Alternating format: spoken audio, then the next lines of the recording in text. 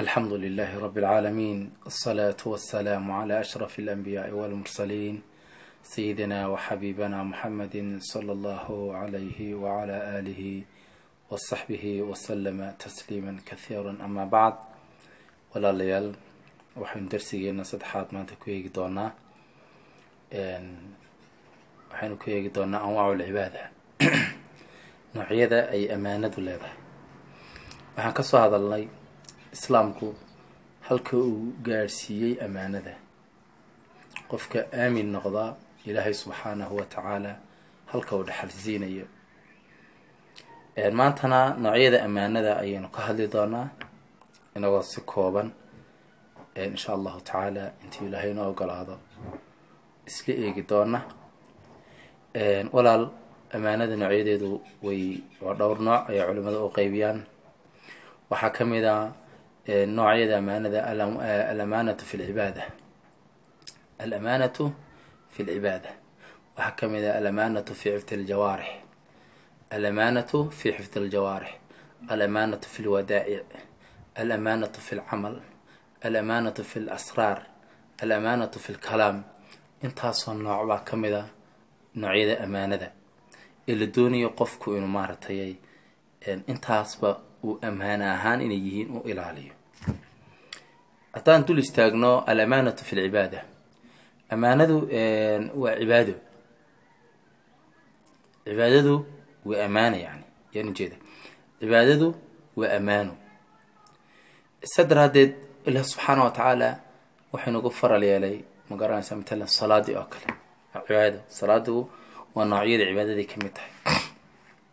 مركا إلهي عبادة وكوكو فراليا لي فهو أمانة لك.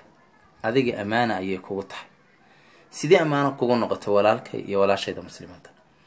إن هذا إلى لسه سيدة هاي أدو تكتو أو أنا تكتجين أو حيابي كان صحي سؤال لما يسترتو.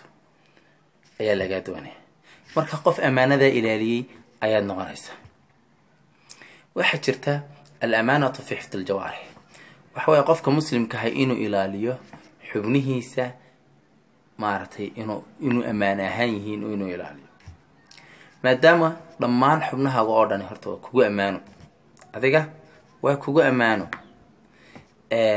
محي أمانه يهين. إلهي سبحانه وتعالى وحي ومارتي كو قلاده إن تكويشوا أعضاء أما جوارح هذا. إلهي وحو وقولي مي وحكلامنا تكوخبر. وحي ده إلهي كعريسينينا عاد كتكتو. أمانة الجوارح ده ضم أعضاؤنا وكوا. الأمانة في الودائع بقى كمذا. أمانة ده ألعبتي الجودي بتي. فهي أمانة. هذول الكاكو آمنوا. ده خايمين.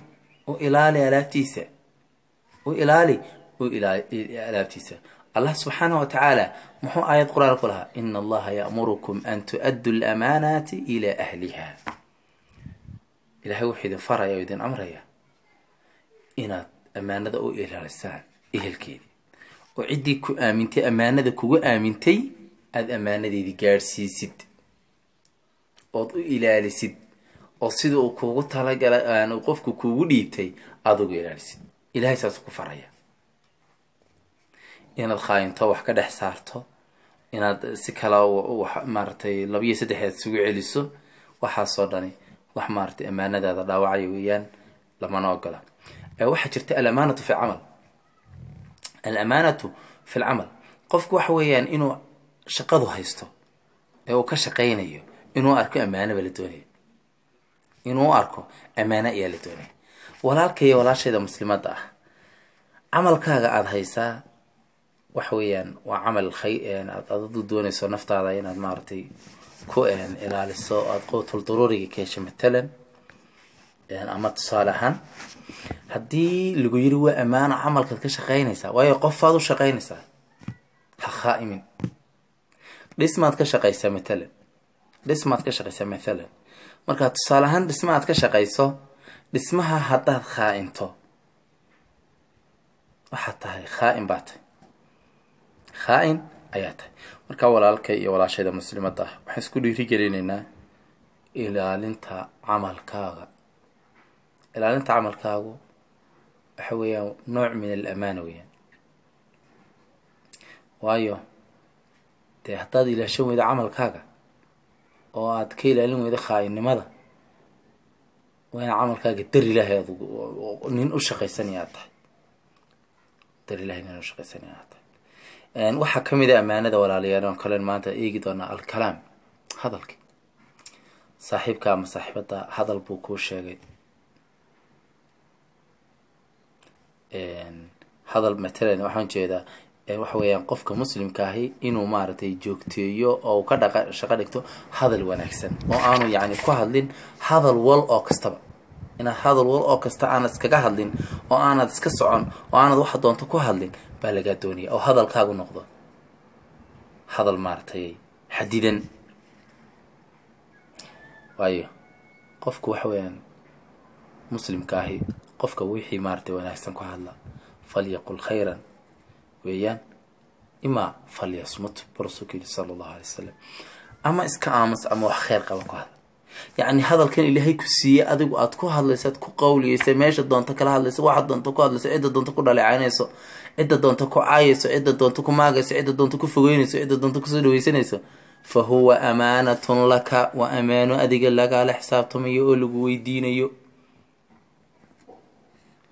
walaalayaal waxaan kusoo gabagabeynaynaa al-amaanatu fi lasraar.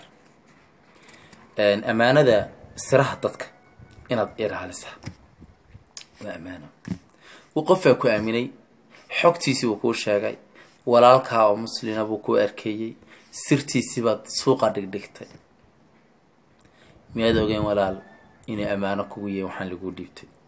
qofka sirtiisa inaad ilaalisaa ood u daysaa oo aad dhowrtaa waa amaano. rasuulka sala allahu alay wasalam muxuu xadiisku lahaa, man satara musliman satarahu allahu fi dunya waalaakhira. qofka ilaaliya, man satara musliman, qofka muslim ilaaliya oo astura, satarahu allahu fi dunya waalaakhira. ilaah baa subxaanahu wa tacaala isna asturaya maalinka la taagan yahay qiyaamaha. maalinkaas ilaah baa ku asturaya. laakiin haddaad asraarta iyo maaragtay siraha dadka aada baadhbaadho, adigana allah baa subxaanahu wa tacaala ku fadeexadaynaya. ilaah baa ku fadeexadaynaya. maantana walaalayaal waxyaabahaynu aadka ugu maaragtay ugu aynu dadka maaragtay isu aragno in maaragtay aan kusoo shacbaxayno, oo cid walba maanta uu ku hadlayo, qof walba maanta iyo meel walba lasoo taagan yahay, waa fadaa'ixdii weeyaan. waa dadka ceebahoodii waa walaalayaal la baadhbaadhaya. waa dadka ceebahoodii baynu soo guraynaa. miyaynan ogeen walaalayaal inay ceebtu ay tahay qofka walaalka ceebtiisu aada asturtaa in ilaahay adiga yowma alqiyaama uu ku asturay, in adiga allah subxaanahu wa tacaala yowma alqiyaama uu ku ilaalinayo, ku dhowrayo.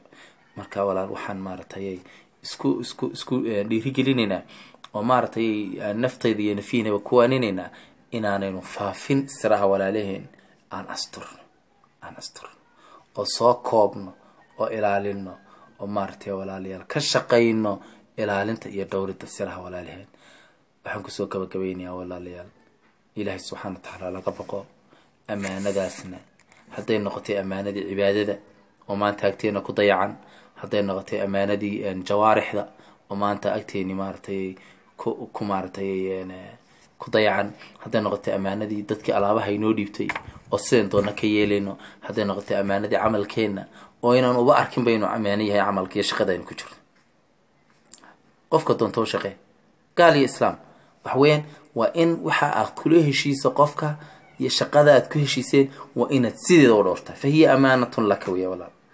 al-amaanatu fi lkalaam, hadalkan ilaahay ku siiyey ee bilaa saacadda ah ee aan lagu lahayn intaasuu kugu soo qoraya, dee khayr ku hadal.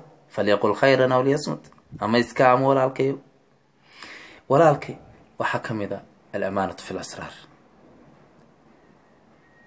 وصلى الله وسلم على سيدنا محمد والسلام عليكم ورحمة الله وبركاته.